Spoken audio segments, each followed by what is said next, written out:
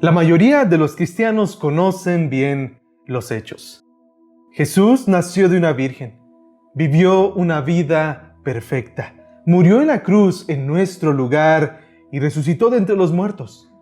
Todos los que ponen su fe en Él serán perdonados y tendrán vida eterna. Pero ser capaz de expresar los hechos del Evangelio con exactitud es una cosa. Que su verdad cautive tu alma y mi alma es una cosa muy diferente.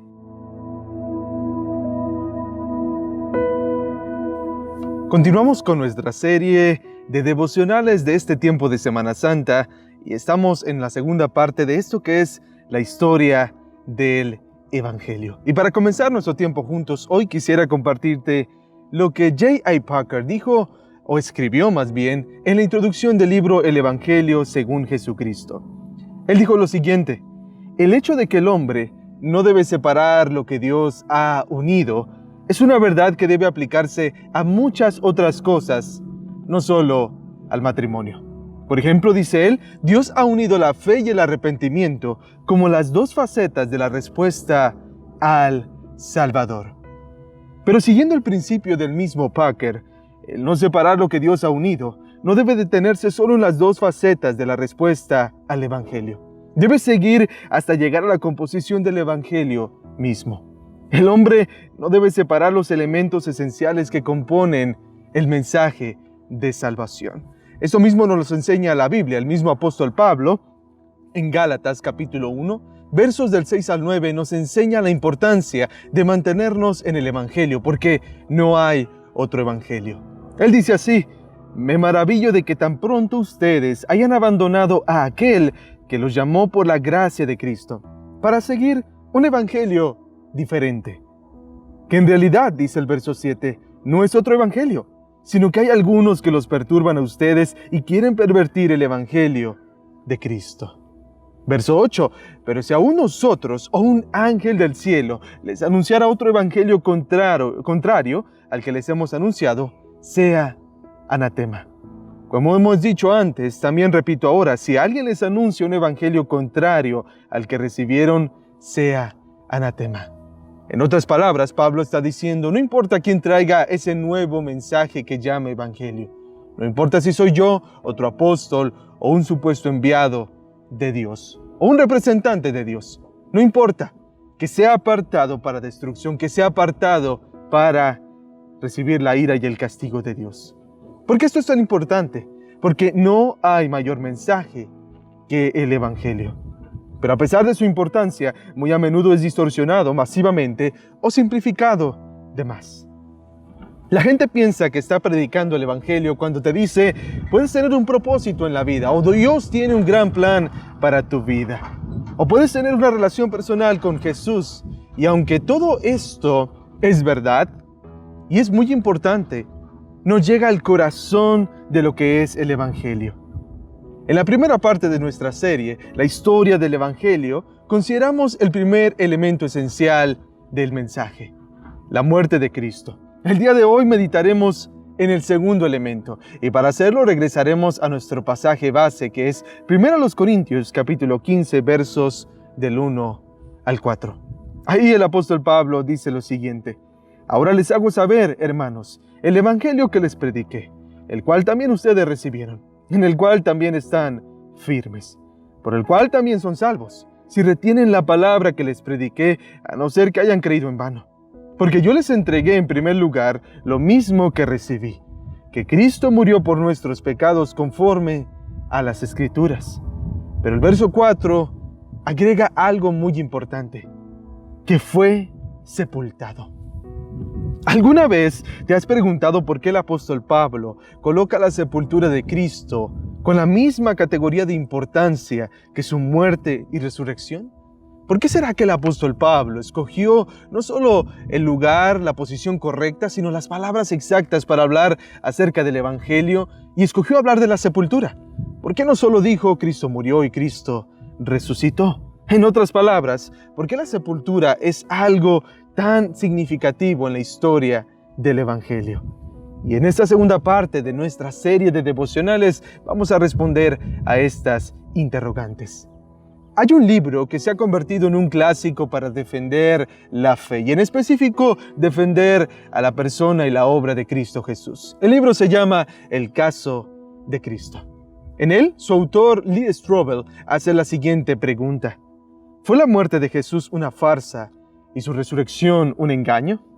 La idea de que Jesús en verdad nunca murió en la cruz, o como se le conoce de manera técnica, la teoría del desmayo, sugiere que en la cruz Jesús solo se desmayó por el agotamiento o que se le había suministrado una droga o un anestésico que lo hacía parecer que moría y que luego revivió por el aire húmedo y frío de la tumba.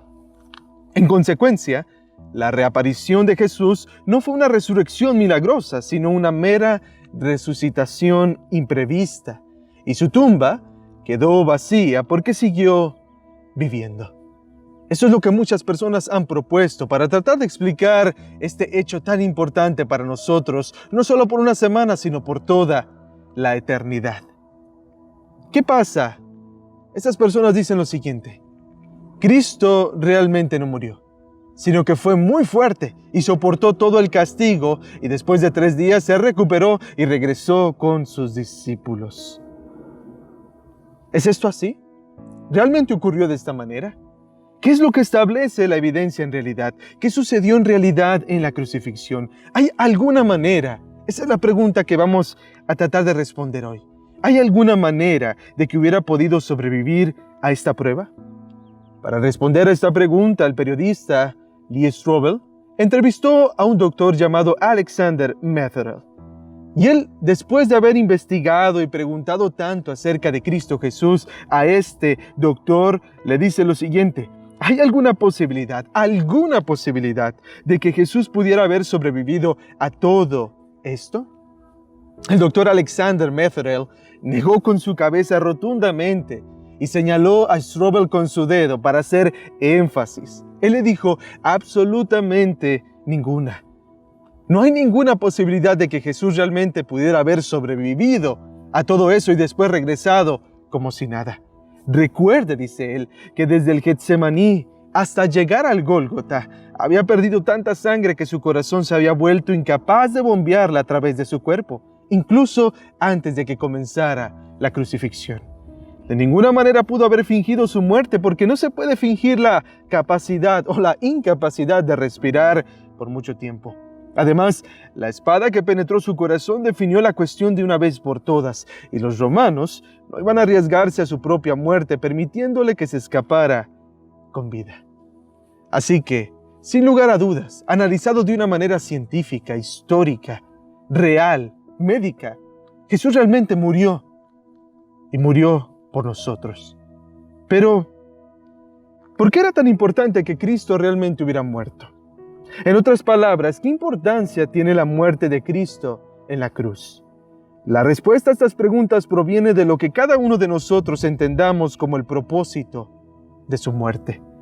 Según algunos, Dios no exigía algún pago, algún sacrificio para perdonarnos los pecados, sino que la muerte de Cristo fue simplemente una manera en la que Dios nos mostró cuánto nos amaba a nosotros los seres humanos, al identificarse con nuestros sufrimientos, incluso hasta la muerte.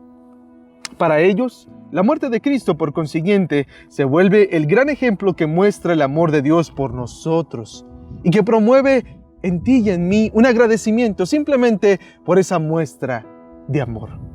De manera muy similar, pero con algunas variantes, otros aseveran que la muerte de Cristo simplemente nos provee de un ejemplo de cómo debemos confiar y obedecer completamente a Dios, incluso si esa confianza y obediencia nos llevan a una muerte horrible. Ahora, sin duda alguna, sin tener que pensarlo mucho, la muerte de Cristo es la mayor prueba de amor de Dios por nosotros. Juan 3:16 nos lo dice. Y también podemos decir con toda seguridad que la muerte de Cristo establece el mayor patrón de conducta a seguir. Según el apóstol Pedro, capítulo 1, verso 21 de su primera carta, Él dice, porque para este propósito han sido llamados, pues también Cristo sufrió por ustedes, dejándoles ejemplo para que sigan sus pisadas. Tanto el amor de Dios mostrado en el sacrificio de Cristo Jesús, como también el ejemplo que Él nos puso, como dijo el apóstol Pedro, para seguir sus pisadas, son cosas reales, son cosas muy importantes de hecho. Pero ninguna de ellas constituye en sí misma el propósito de la muerte de Cristo. Provienen de ahí, pero no son el propósito principal, son derivados del corazón del Evangelio. Así que una vez más queda la pregunta sobre la mesa. ¿Por qué es tan importante que Cristo realmente hubiera muerto? ¿Por qué enfatizamos tanto? ¿Por qué la Biblia enfatiza tanto que Cristo murió y no solo que sufrió? La respuesta la encontramos en lo que el apóstol Pablo dice en otra carta, en Romanos capítulo 4, verso 25. Él dice, Dios entregó a Jesús para que muriera por nuestros pecados. Si Jesús solamente hubiera sufrido por nosotros, eso no alcanza, eso no es suficiente. Dios no solo quería que alguien sufriera y ya. Alguien tenía que pagar porque la paga del pecado es muerte. Y tenía que haber derramamiento de sangre porque sin eso, dice el autor de los Hebreos, no se hace remisión, no se borran, no se limpian los pecados. Así que como hemos visto, la declaración del apóstol Pablo en 1 Corintios capítulo 15, verso 4, que Jesús fue sepultado, tiene como valor doctrinal el enfatizar que Cristo realmente murió. Pero siendo que todo verdadero estudio doctrinal nos lleva a una aplicación práctica y personal de la palabra de Dios, la pregunta que podemos hacernos es, ¿cuál es el valor devocional de la declaración que fue sepultado? ¿Qué importancia práctica tiene para nosotros esto? Hay muchas cosas que pudieran decirte, pero solo déjame mencionarte lo siguiente.